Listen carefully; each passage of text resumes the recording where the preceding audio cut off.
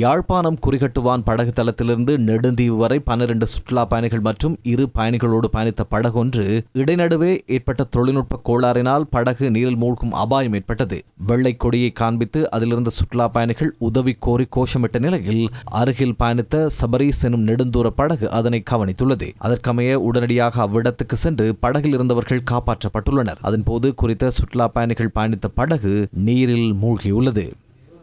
கண்டி பொது வைத்தியசாலையின் மாடியிலிருந்து தவறி விழுந்த ஒருவர் உயிரிழந்துள்ளார். ஒப்பந்த அடிப்படையில் வைத்தியசாலையின் கட்டிடத்தில் பணிபுரிந்து கொண்டிருந்த ஒருவரை இவ்வாறு நேற்று பிற்பகல் தவறி விழுந்துள்ளார். கட்டிடத்தின் 3வது மாடியிலிருந்து விழுந்த அவர் படுகாயங்களுக்குள்ளானார். அவரை கண்டி பொது வைத்தியசாலையில் அனுமதித்த போதும் அவர் உயிரிழந்துள்ளதாக வைத்தியர்கள் தெரிவித்தனர். உயிரிழந்தவர் 71 வயதான ஹாரிஸ் பத்துவ பகுதியைச் சேர்ந்தவர் ஆவார்.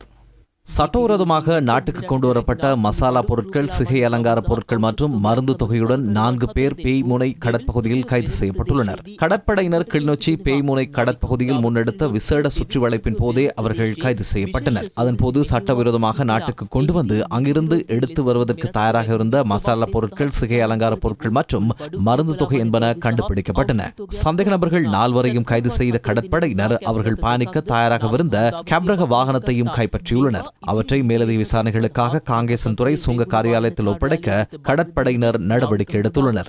வெள்ளவாய கொஸ்லந்த கீழ் மலை வளைவு பகுதியில் தீ பரவியுள்ளது. நேற்று பிற்பகல் ஏற்பட்ட தீ நேற்று இரவு முழுவதும் பரவியதால் வனப்பகுதிக்கு பாரிய சேதம் ஏற்பட்டுள்ளது. அப்பிரதேசத்தில் காணப்படும் வறட்சியான வானிலை மற்றும் கடும் காற்று காரணமாக தீயை கட்டுப்படுத்த முடியாத நிலை ஏற்பட்டது. இந்நிலையில் இன்று காலை அளவில் தீ முழுமையாக கட்டுப்படுத்தப்பட்டுள்ளது.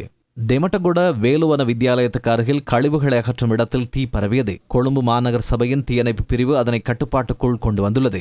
எவரோ ஒருவர் குறித்த இடத்துக்கு தீ வைத்திருக்கலாம் என சந்தேகம் வெளியிடப்பட்டுள்ளது.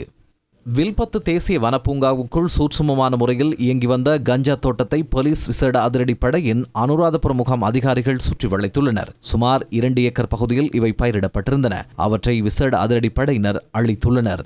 சட்டவிரோதமாக நாட்டுக்கு எடுத்து வரப்பட்ட சிகரெட்டுகளுடன் பெண்ணொருவர் கட்டுநாயக்க விமான நிலையத்தில் வைத்து கைது செய்யப்பட்டுள்ளார். அவரிடமிருந்து 29,800 சிகரெட்டுகள் மீட்கப்பட்டுள்ளன. சந்தேகத்துக்கிடமான பெண் 54 வயதுடைய புத்தளம் பகுதியைச் சேர்ந்தவர் ஆவார்.